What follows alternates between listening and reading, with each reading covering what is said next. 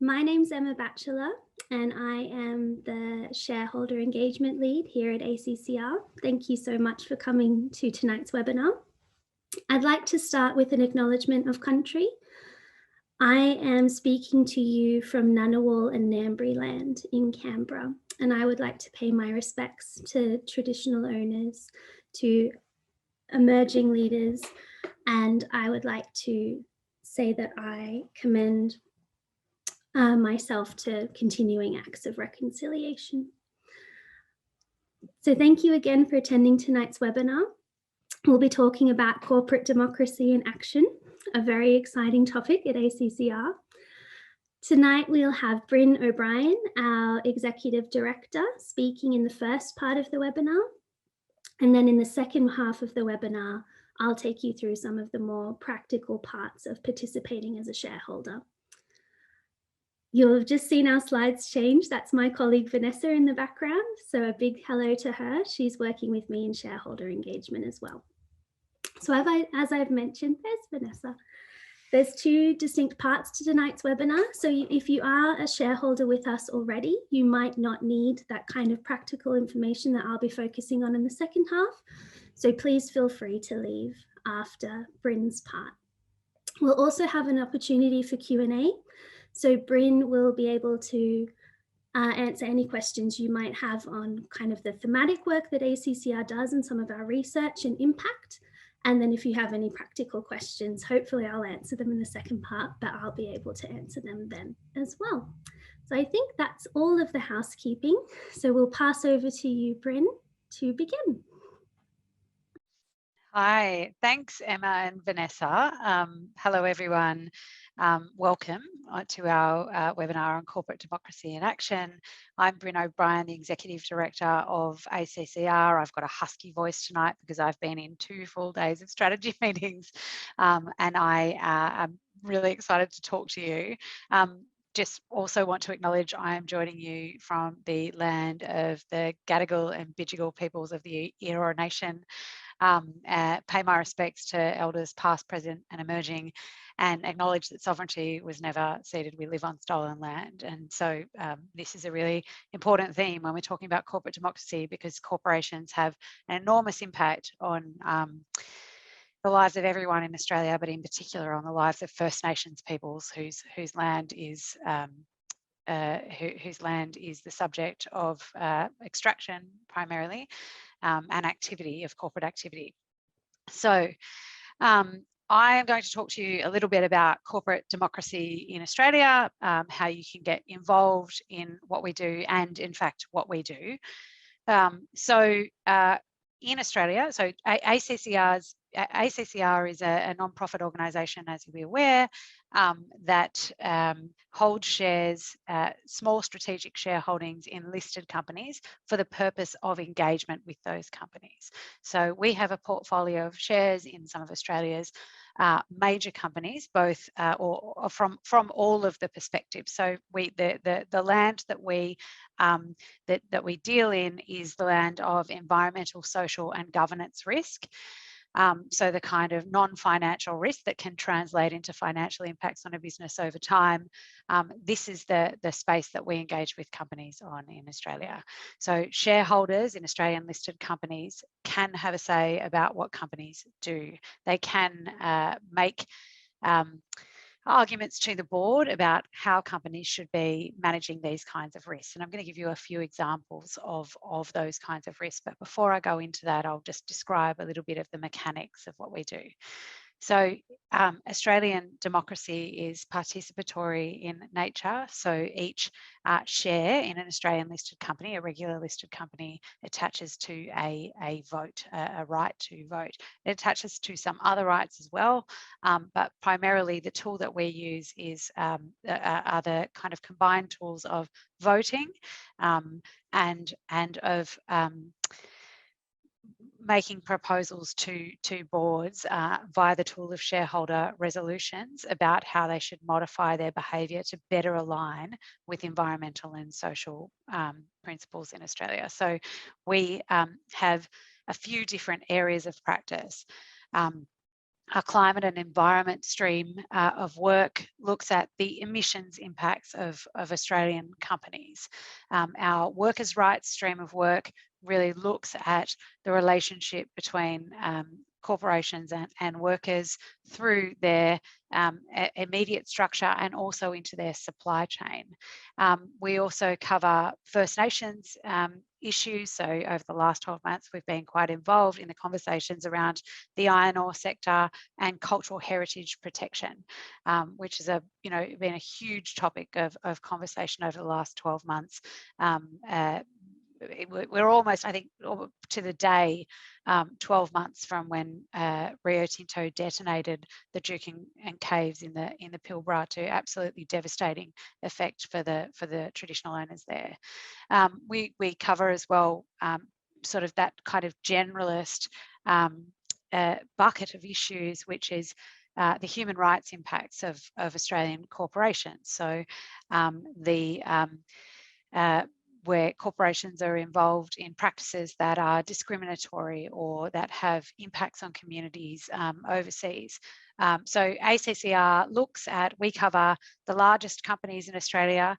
So the ASX 100, perhaps a bit beyond that, it probably goes out to 300 in special cases, but really the core of what we do is we look at the ASX 100. The core as well of what ACCR does is research and analysis. So we base our engagements with major listed companies on research, company level analysis, and then we design shareholder engagement strategies. So I should say at this point, we're not a divestment focused organisation, we're a shareholding focused organisation and an engagement focused organisation. And we use the full range of tools available to owners of listed companies, so available to shareholders in listed companies. And some of those tools are available as individual shareholders, some are available for any shareholder, some are available depending on the size of the shareholding, and others are only available collectively. And what I want to draw your attention to is the key tool of shareholder resolutions, which is only available, to smaller shareholders, is only available as a collective tool. So under the Corporations Act, and certainly happy we're going to have some time for Q&A in a few minutes, but under the Corporations Act, 100 shareholders or shareholders holding 5% of a company, so either a collective amount of number of individual shareholders or a percentage of stock in trade in a company, can file a shareholder resolution to the company. Now, I won't go into the kind of complexity of the law, the way that the courts have interpreted the law on shareholder resolutions on this webinar, because I think you'll fall asleep. But if anyone wants more information on that, please let me know. In summary, it is a relatively hostile environment for shareholders to file shareholder resolutions. Nonetheless, ACCR uses a technique, which is to ask a company to, under the relevant section of the Corporations Act, which is 249N, if anyone is taking notes, to file we ask the company to amend its constitution to permit the filing of a shareholder resolution on an issue of concern to the company and its shareholders. And that is how we have a conversation with a company about these issues. So in order to be able to do that, we need 100 shareholders. That we have not yet mobilised 5% of capital in the company to file a resolution. We've certainly mobilised well over that amount of capital to support a resolution. So going back to a couple of examples from 2020, roughly or just over 50% of the shareholders in Woodside voted for an ACCR resolution for Woodside to set emissions reduction targets, and I think it was 43% of Santos shareholders. So we do mobilise large proportions of shareholders around the actual ask, but in terms of the filing threshold, the threshold that we need to get items on the agenda for a corporate AGM in Australia, it is 100 individual shareholders. And so that is what I want to talk to you about today. This is a really long-winded introduction into the mechanism of how we work. So at the absolute most basic level, when ACCR goes out and engages with a BHP, Rio Tinto, or Woodside, a Stockland, whichever company it is, ACCR, in order to be credible in engaging with that company, in order to be able to say, we will avail ourselves of the tools, of the rights that shareholders have under the Corporations Act, we need to know that 99 other shareholders agree with us, that 99 other legitimate paid up shareholders also want the company to respond to this issue. And that's where you on the webinar come in. So I'm going to move to the next slide, which is just the next couple of slides are just examples of the impact that we've been able to have over the last couple of years, and the issues that we have covered with the support of our community of shareholders. We have a community of shareholders, of many shareholders in major listed companies. Some of those shareholders will hold some relatively small holdings in a handful of companies. Other shareholders are very large, will hold, across the entire index in a very diversified way. Some shareholders are institutional in nature. All of these shareholders count as individual shareholders for the purposes of the 100 shareholder rule. So these are just some of the headlines from our work over the last 12 months. So Centre, which is the property company that owns Westfield shopping centres, buckles on reporting wage theft and workers' rights. So our workers' rights team had a long engagement with Centre about their cleaning supply chain, essentially, and subcontracting arrangements. And it was quite a constructive engagement, which ended up with us not going ahead and filing a shareholder resolution, but coming to an agreement about how the company would make certain disclosures, which they have now started to make, in order to give us some comfort that those issues were being managed appropriately. There are a couple there around Rio Tinto and the Duke and Gorge detonation. Again, we did not file a shareholder resolution to Rio Tinto. We worked behind the scenes and I guess, through the media as shareholders in order to be able to with others, and we can never take full credit to this. This is in a community effort. ACCR is a piece of infrastructure that facilitates the raising of community concerns to and with the boards of corporations. But that whole of community effort achieved some new ground. I think at Rio Tinto it has achieved some executive and in fact board transition, and there is a lot of work to do, but there has been a response to that devastating destruction. We'll move to the next slide, which addresses, I think, our Say on Climate program. So in the last 6 months, ACCR has led a push to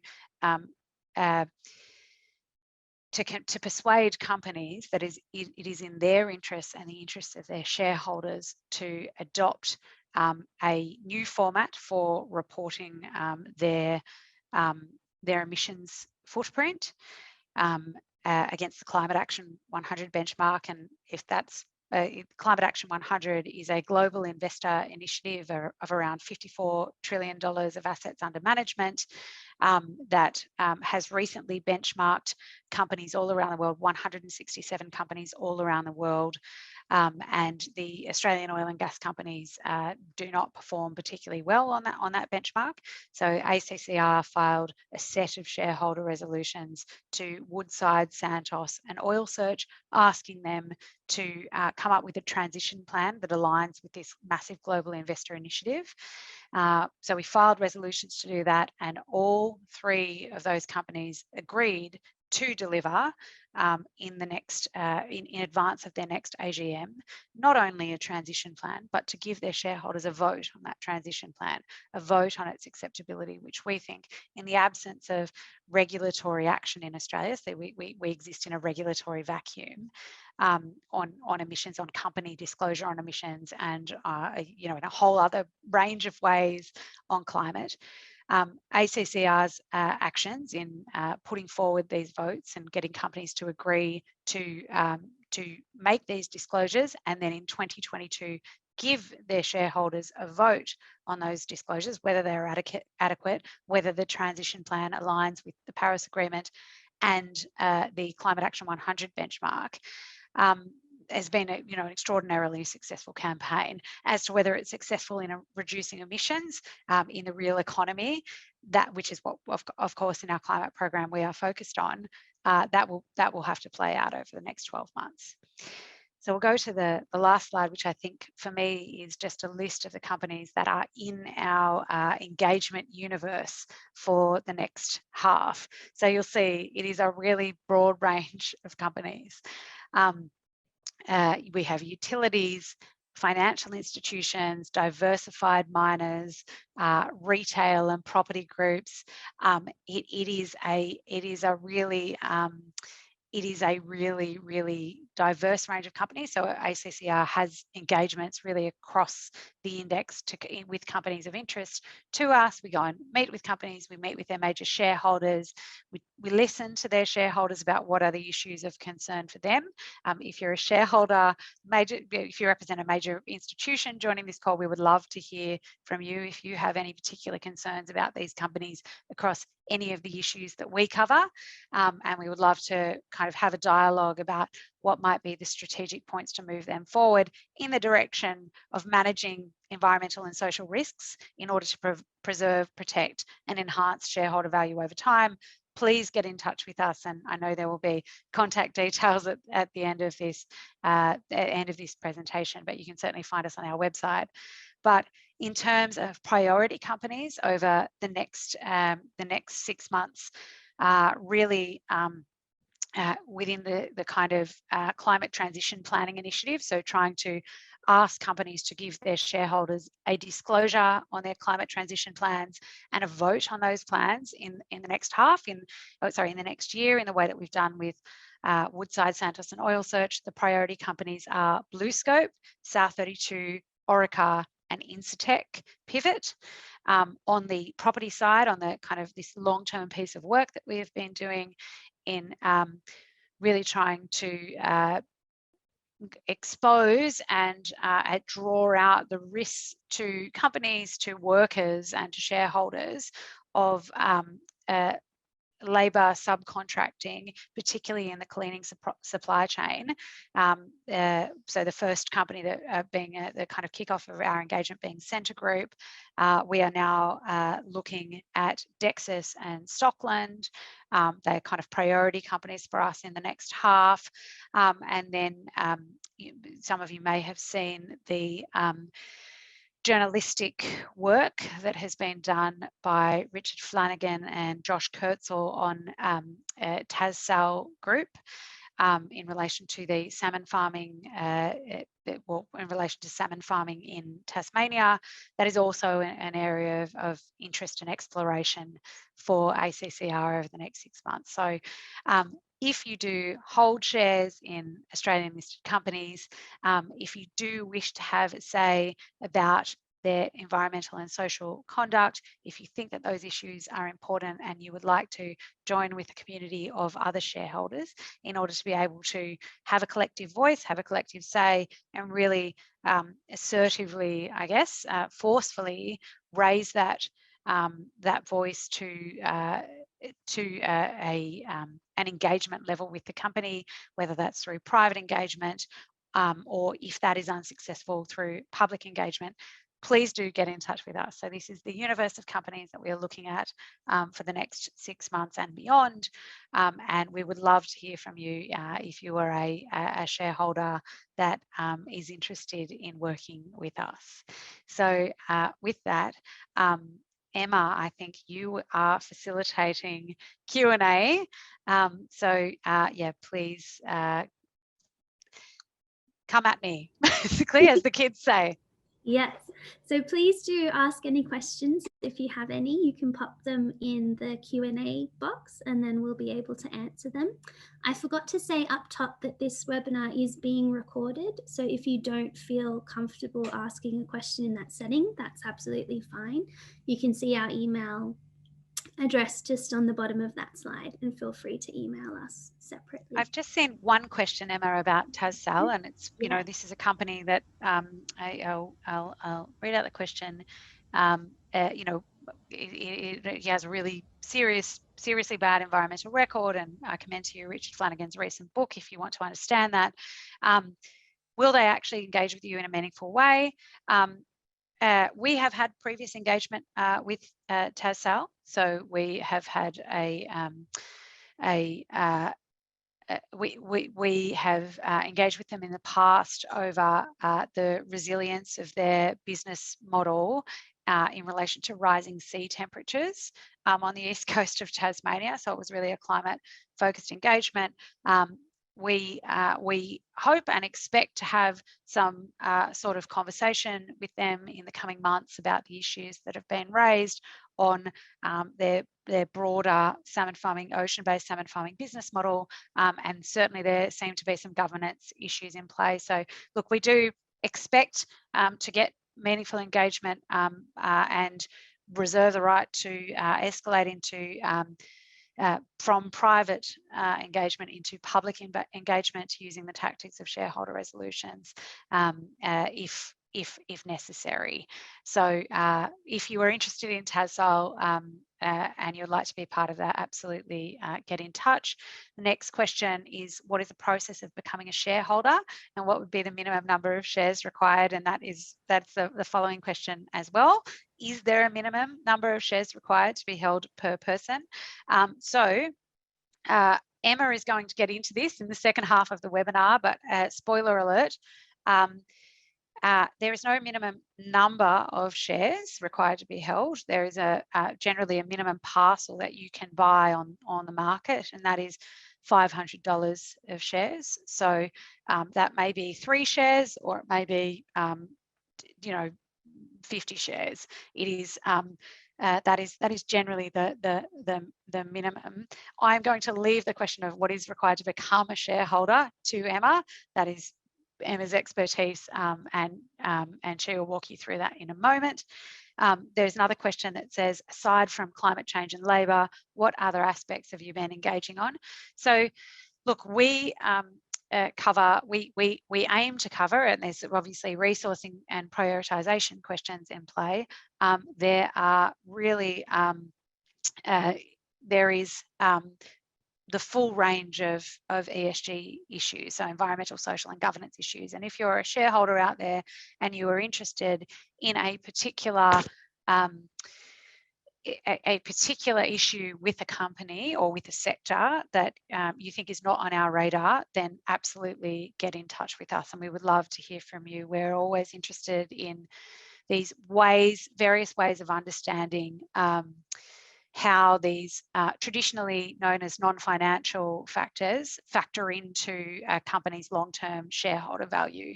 So, and also the kind of community and environment we want to see in the world. So ACCR's mission is to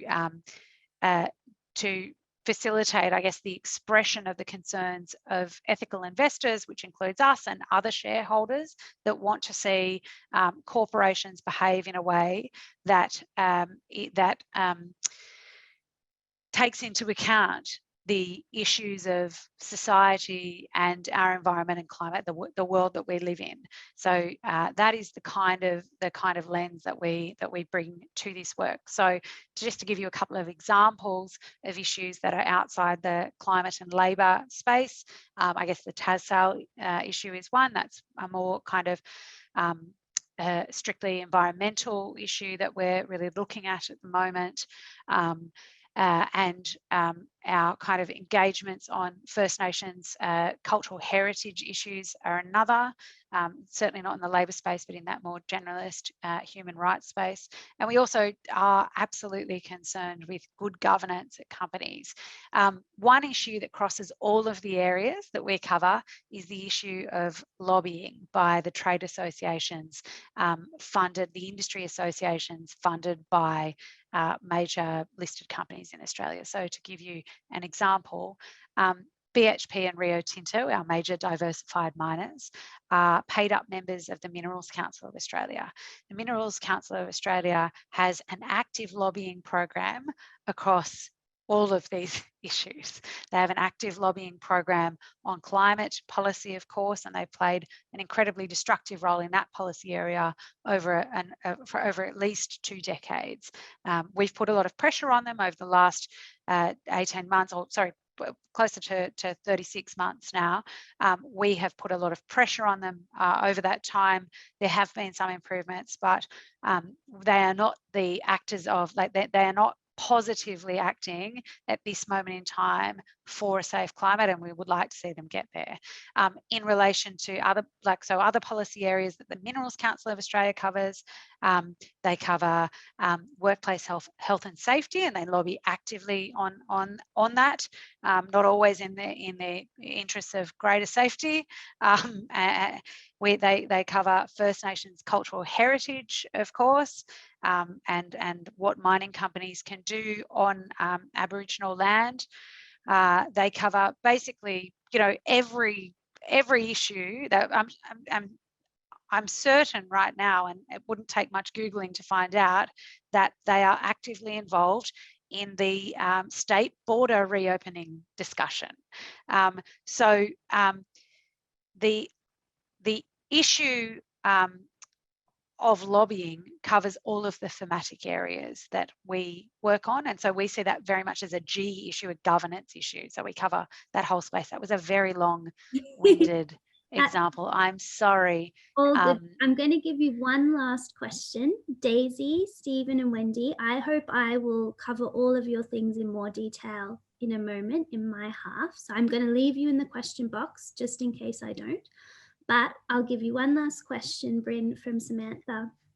Are we doing any work on Macquarie Bank, superannuation companies, and with unions? So, yes. So on Macquarie Bank, we have an ongoing engagement with Macquarie Bank on a range of different issues. We've been having conversations with them about their carbon footprint. Macquarie is a really complex business, and so if you have a deep interest in Macquarie and you're a Macquarie shareholder, please do get in touch. We'd love to hear from you and work with you. Sorry. Our engagements with Australian superannuation funds are again long and deep.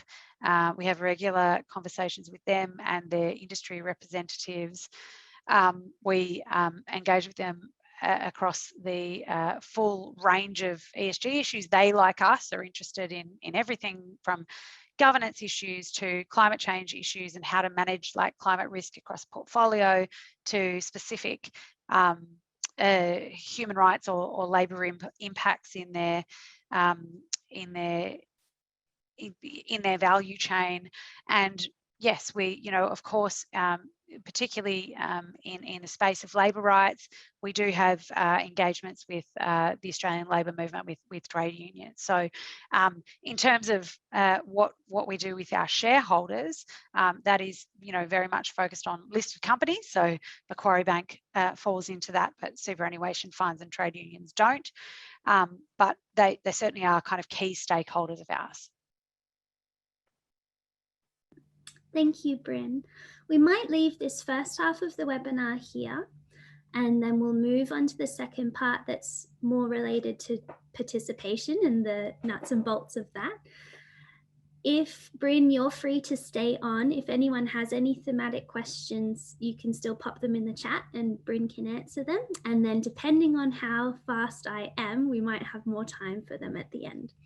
So I'll do my best to address the questions we've already got. And feel free to ask me any more and I'll try and address them while I'm speaking as well. Vanessa, I'm actually going to leave you in charge of the slides. Could you please go to the next slide? Thank you. So these are the things that I'm going to cover in our part. If you have any specific questions about them, feel free to pop them in the chat. And again, feel free to email us if you feel more comfortable. But I'll talk about how you can work together with us as a shareholder, the different ways that you might hold shares, which goes to one of the questions we've already been asked, how you register your shares with us and the agency agreement that's involved, and then the mechanics of participating in resolutions. Can you go to the next one, please, Vanessa? Thank you. So the work that Vanessa and I do at ACCR is looking for and connecting with shareholders who are interested in the sorts of issues that we are at ACCR, so climate, workers' rights, cultural heritage, and also people who own shares. And we're looking for that intersection of people who have both of those things. And it's quite a difficult thing for us to do. And we put a lot of effort into connecting with shareholders. And we're so happy to have you here tonight as part of that. If you could go to the next slide, Vanessa. So what I wanted to do before we go onto the Shareholder Hub and look at things a bit more specifically is to just talk through what Brynn has described to you, but from the perspective of a shareholder. So this cartoon was done by one of our shareholders. Her name is Holly Jones, and she is a student and an artist, and she also is a shareholder in many listed companies and has participated in a number of our resolutions. So this part of the comic describes some of the shareholders who we already have in our community. They might work with a financial advisor, and they might rely on the income that they make from their shares, but they also want to be able to have impact with them, or perhaps have them align with their values. So their financial advisor very kindly told them about ACCR, and they've registered their shares with us. Vanessa, the next one, please. So once a shareholder's registered with us, that allows us to go away and do a lot of work in the background, and that's research, it's engaging with companies and affected community, as Brynn has described. It's coordinating all of the shareholders who've registered with us, which is what Vanessa and I do, and then preparing all the paperwork to lodge a resolution with a company. And then once that resolution is on the agenda of a company meeting, it means that we can then go and talk to all the investors in that company about that issue and educate them on the importance of it. If you go to the next one. And then we come back and tell you all the wonderful things that we've been able to achieve with your participation. So we hope it's a light touch for our shareholders. People have different, desires to be involved and what to do. But once you register your shares with us, there's not much more you have to do, but it unlocks a lot of impact on our half that we can do on your behalf as well. And then the next one, Vanessa. So before we jump onto the hub, and this should answer one of the questions we had, before you think about registering your shares, it's really important to consider how you hold your shares. And there's a few different mechanisms for doing that. So I'll just explain it simply because, of course, it is more complicated than this, but there are kind of two different ways to own your shares: direct ownership and indirect ownership. Indirect ownership, it could be you as an individual, you as a self-managed super fund holder, you might hold shares in a company that you own or are the director of, or perhaps a family trust. And in those cases, as Brynn described before, you are the direct owner of those shares, you benefit from them financially, and you also have the voting power that comes with those shares. The other way that people might commonly hold shares is indirect ownership. And if we were talking about superannuation funds before, that's the way that a lot of us have our superannuation. So we're the beneficial owner of those shares. We benefit financially from them, but we don't have the direct ownership power over them, where we can't say what companies our super's investing in or direct them as to how they could vote on a particular resolution. So unfortunately, if you do hold your shares indirectly, you aren't able to participate in shareholder resolutions. We can only connect and collaborate with people who own their shares directly. And that's not to say that you can't be involved and support our work. There are other ways, and I'll describe them going forward, but it's a very good thing to check before you come and register your shares with us. And if you ever are unsure or have any questions, please email us. I've put some examples here of what your shareholding name might look like. And if you're able to send that to us, we can tell pretty much right away whether you're a direct or indirect owner of your shares. If you could go to the next slide, Vanessa. Okay, perfect. So now what I'm going to do is I'm going to go to our shareholder hub, and I'm just going to talk through the sign up form and the kinds of information that we're looking for, and then some of the specifics of the agency agreement. So bear with me a moment while I share my screen with you.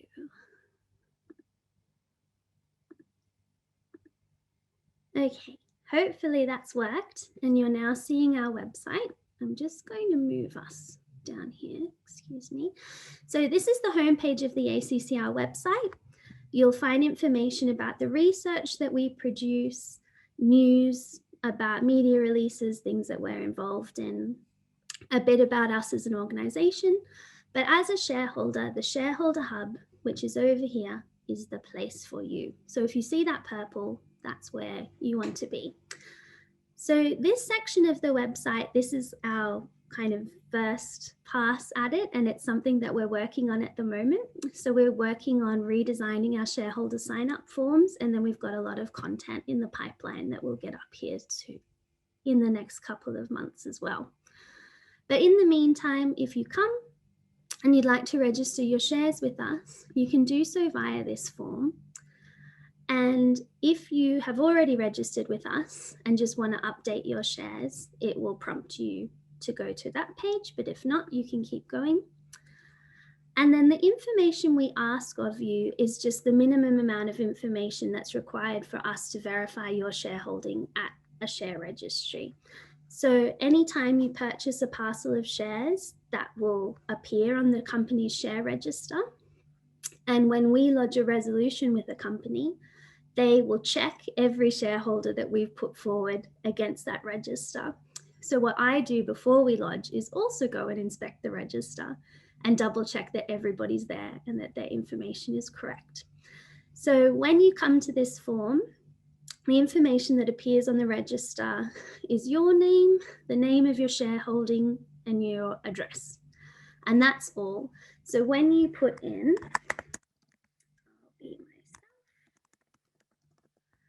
and I'll say that I have a super fund, so it's my SMSF, and I'll just live at 1 Street, Garland, and I'll live. So that's me. So that's the information that I'll need to verify that holding. And then we ask for your email address, and that's so that we can contact you.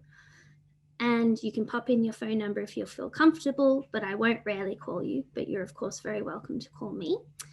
And then the last thing that we ask is the last 3 digits of your HIN or SRN. So this is financially sensitive information, and that's why we don't ask for the full number, because we don't need it to verify your holding.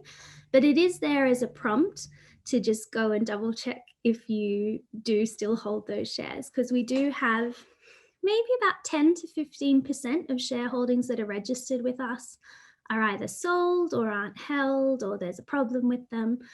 And that's fine, because we pick it up when we go to the share registry, but it's just another way to double check if you've got those shares.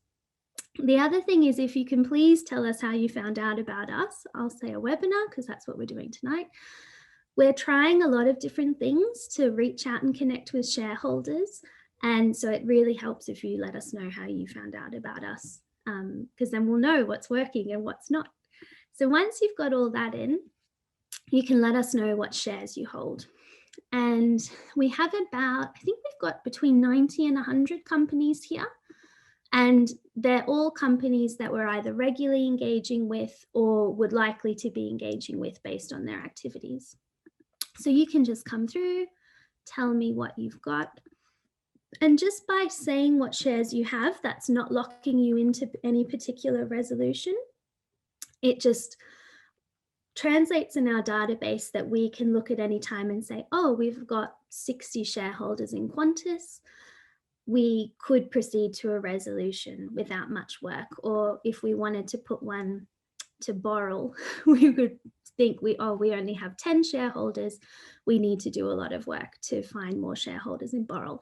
So it's just an indication of who holds what, which is really helpful to us when we're looking at our engagements and thinking about if they might come to a resolution. So if you let us know what you have, and then this is appointing us as your agent. So I'll show you the agency agreement just after, but what it is, it's a very weak power of attorney, and it allows us to lodge a resolution on your behalf. So it allows me to take the information that you put in the form and then to prepare it in a document that I can then give to a company to say, well, in this case, me on behalf of my self-managed super fund gives consent to participate in this resolution. So it doesn't give us any power to act on your shareholdings, to use your proxy vote, to do anything like that. It simply lets us lodge a resolution on your behalf. So you can say, yes, I agree to that. And then you can say, thank you. And then I'll get that information through to our secure database. So that is the process of signing up. I'll just quickly show you the the agency agreement form, and then I'll talk about what happens next. So also here on the hub, you can always find our FAQs, which I've clicked on by accident, or you can watch a lovely video of me explaining them, or if you're more in the mood for reading, we've got them all here. So there's some about the agency agreement, some about that registration process that we just went through, updating that information, and then supporting resolutions. So there's a lot of information there, but what I wanted to show you was the agency agreement. So the terms are always available on the hub, and when you register your shares with us, you'll also receive a copy. So they're here, and they're just explaining in greater detail what I've said about what it allows us to do and not do on behalf of your shares. So that's always there if you need it as well.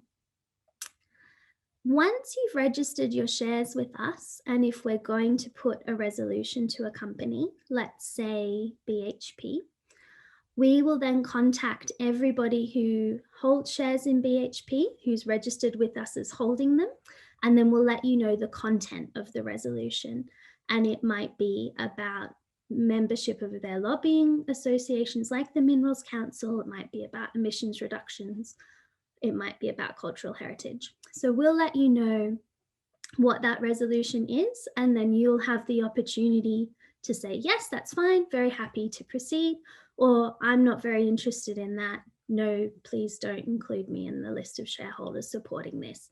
So even if you registered with having BHP last year, you'll always have the chance to opt out of any particular resolution when we contact you. And then going forward, you can expect that we'll contact you about a particular resolution you might hold shares in. We'll let you know how it goes, and if it goes to the AGM, we'll let you know about that. So there's kind of a minimum amount of information that will let you know about any particular resolution that you're a part of. But other than that, we try not to harass you too much, so don't feel as though you're entering into endless correspondence with us.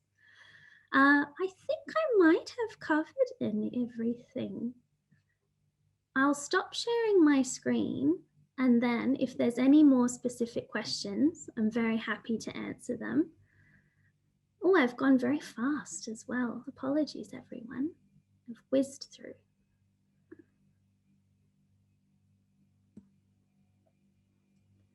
So if you have any other questions, do feel free to enter them in.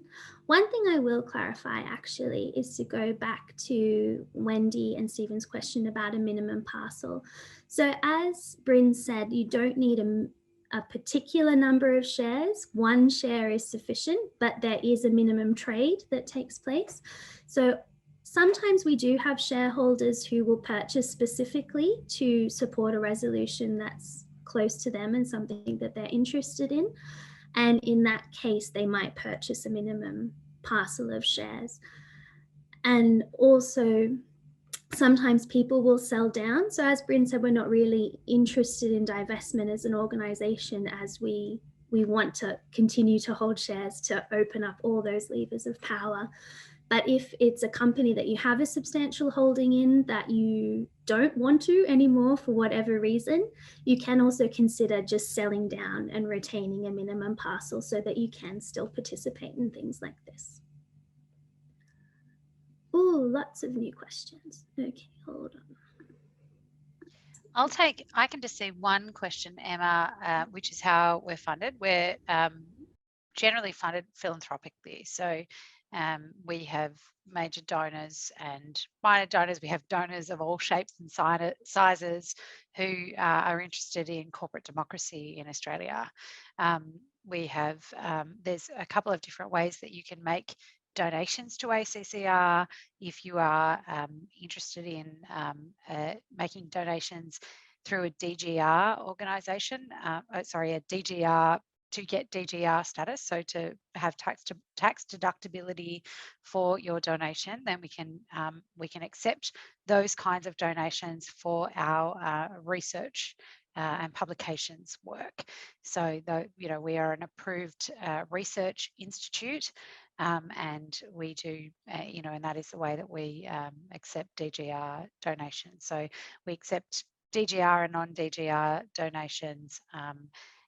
We don't accept funding from ASX 200 companies, but that is, we basically the constraint. So very happy to hear from you. We also have a page on our website which discloses major donors, as in donors that donate over $50,000 a year in the last financial year, who are happy to be identified. So you can go and check that out as well. Thank you, Brynn. We have a question from Wendy of, do we have a preferred broker to get shares from in the first place? If you've never traded before, we are not really able to give financial advice of that particular nature, but I would recommend that you look at brokers that do allow you to have direct ownership of your shares, because there are some online brokers that do pool shareholdings together. And so that would be a consideration if you were wanting to participate in actions such as these. The Ethical Advisors Co-op, I think, is a really great place to go, because they have a whole list of financial advisors who have ethics and values in mind in their investments. So I'd recommend that too. There's also a lot of trading platforms linked to banks. So have a look at who you bank with and see what the trading platform is that it's associated with that. We have another question from Claudia. Is there a way for clients to engage that have communication be engaged by a financial advisor on their behalf? Sorry, I've completely muddled that up. Is there a way for our clients? So we work with a number of different financial advisors already, who kind of are facilitating their clients participating with us.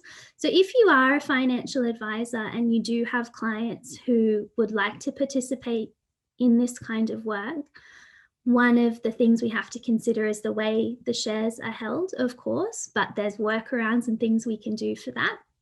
So we would love to be in touch with any financial advisor.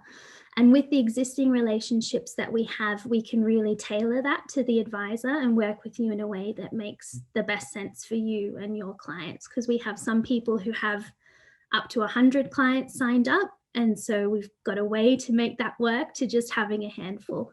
And we can absolutely tailor if we talk to your clients directly, or if we just talk to you and you can pass on any information, whatever feels most comfortable and appropriate. And then we have one last question. Once signed up as a shareholder, what communication do we receive? Do we find out about the outcomes of resolutions?